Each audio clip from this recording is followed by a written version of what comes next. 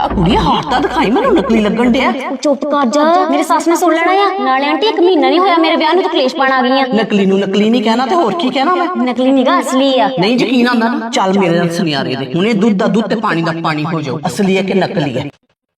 भाजी हाँ नकली है बेटा, हार नकली है। निकलिया ना नकली। ओए की फायदा इहो जे लोकां नाल रिश्ता रखण दा? कोई गल नहीं, इन्हू तो मैं घर जाके दसदी हां। चलो आंटी। बेटा गल सुन, तेरा सोहरा किद्दां? पापा ਤਾਂ ਬਹੁਤ ਚੰਗੇ ਆ ते सस? ਮੰਮੀ ਤਾਂ ਇੰਨੇ ਚੰਗੇ ਆ ਕਿ ਸਾਰੇ ਘਰ ਦਾ ਕੰਮ ਕਰਦੇ ਆ। ਹਾਲੇ ਤੱਕ ਮੈਨੂੰ ਚੌਂਕੇ ਤੱਕ ਨਹੀਂ ਚੜਿਆ। ते घर वाला? ਘਰ ਵਾਲੇ ਦੇ ਬਾਰੇ ਤਾਂ ਭਾਜੀ ਤੁਸੀਂ ਪੁੱਛੋ ਹੀ ਨਾ। ਇੰਨੇ ਚੰਗੇ ਆ, ਮੈਨੂੰ ਇੰਨਾ ਪਿਆਰ ਕਰਦੇ ਆ। ਸਭ ਤੋਂ ਵੱਡੀ ਗੱਲ ਮੇਰੀ ਰਿਸਪੈਕਟ ਕਰਦੇ ਆ। फिर पुत्त तू आ दुनियावी गहने तो की लैना? ये दुनियावी गहने तो आम तौर ते सारियां नूं असली मिल जांदे आ, पर ਜਿਹੜੇ गहने ਤੈਨੂੰ असली मिले होए ना पुत्त, ਉਹ ਸਾਰਿਆਂ ਨੂੰ असली नहीं मिलते। पता नहीं पुत्त ਉਹਨਾਂ ਦੀ ਕੀ ਮਜਬੂਰੀ ਹੋਣੀ ਜਿਹੜਾ ਵਿਚਾਰਿਆਂ ਨੇ ਨਕਲੀ ਹਾਰ ਪਾਇਆ ਲੋਕ ਦਿਖਾਵੇ। ਇਹੋ ਜਿਹੇ ਗਹਿਣੇ ਤਾਂ ਤੇਰਾ ਘਰ ਵਾਲਾ ਕਈ ਤੇਰੇ ਲਈ ਬਣਾ ਦੂਗਾ।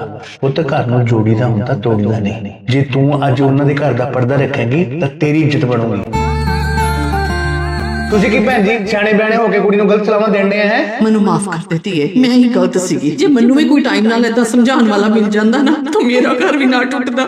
ਮੈਨੂੰ ਮਾਫ ਕਰ ਦੇ ਧੀਏ, ਮੈਨੂੰ ਮਾਫ ਕਰ ਦੇ।